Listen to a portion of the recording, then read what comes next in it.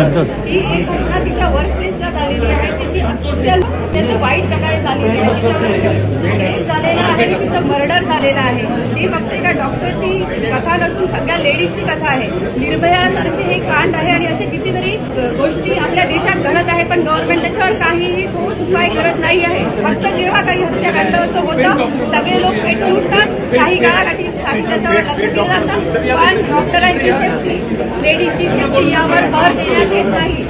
तर असंच राहिलं तर कुठल्याच लेडीजला आपल्या देशात फ्रीली फिरता येणार नाही. तिला कधीच गव्हर्नमेंटनी